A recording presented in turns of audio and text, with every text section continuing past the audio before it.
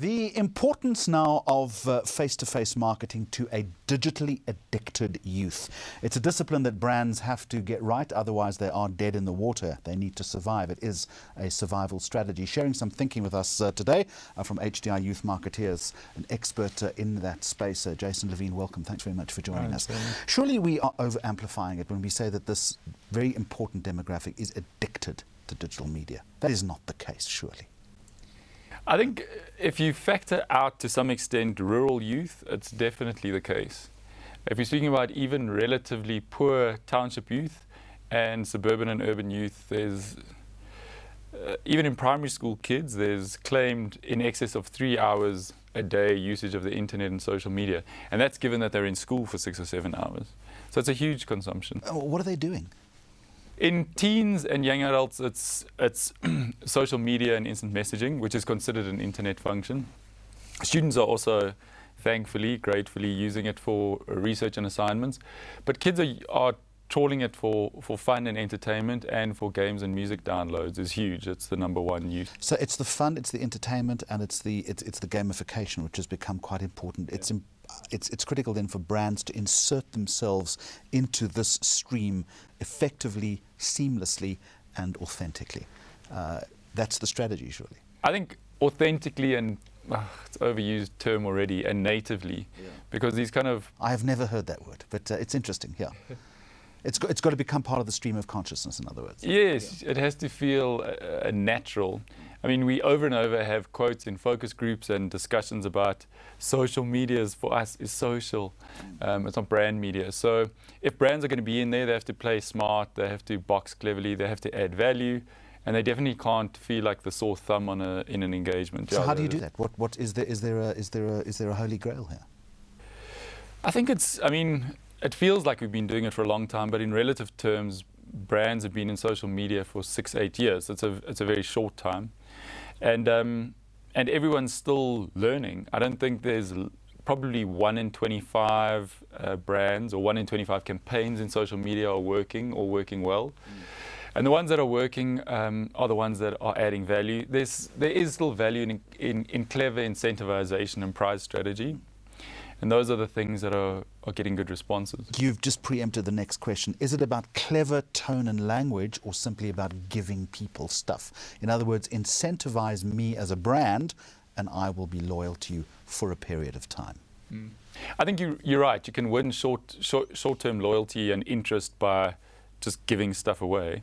But I think where we're seeing real longer-term benefit is where people are, also again an overused term, adding value. But genuine things like brands which have run internship programs online for young adults aged 19 to 23, where you can literally win one of 50 internships, that stuff's hugely attractive. And engenders loyalty. It does. And it creates engagement even for the candidates who don't end up getting in. It creates huge word of mouth for the ones who do end up getting in. And it's a genuine value add. It's not a short-term 6-week prize giveaway. So Jason Levin, who's getting this right? I mean, what brands are on your radar screen? Some expected and some unexpected ones.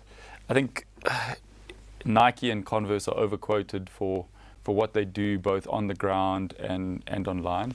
Interesting, brands like Cartoon Network are doing clever and amazing stuff for kids. Brands like Always for preteen and teen girls, both online and offline. Brands that are a little bit under the radar, doing nice stuff. So where does this leave traditional marketing or advertising as we know it? Dead in the water? Or is there a symbiotic relationship? There's a symbiotic relationship. I think in those areas as well, brands are having to box more cleverly. A very clear understanding that old school, traditional big brand media like TV still play a role in establishing the brand and making it feel. I mean, we've also tested this where the television advertising still gives a brand appeal factor, and it really does. Perceived as very poor source of information, as you would suspect, certainly in terms of advertising, but a great builder of brand appeal and big brand feel. It works from that perspective, but not unless it's embedded in a broader face-to-face context and digital context. Young people are saying, and by young I mean right from kids to mid-20s, are saying they want to be engaged with brands on multiple platforms. Some of them, much of the feedback is face-to-face. But I mean, I don't want to discount the fact that an amazing ad campaign can still resonate and create word of mouth. But what you're telling me, that's almost just the starting point. There's more to come in the social media dynamic after that. Yeah, definitely. And it's, I mean, the 80s and 90s thinking of you lead a campaign with a huge epic TV commercial and everything else slots out in below that is really becoming inverted, if anything.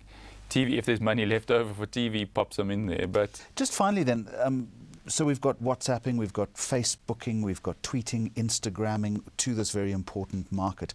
The brands themselves, or the agencies working on those brands, what kind of requisite skills do they need in order to make this happen?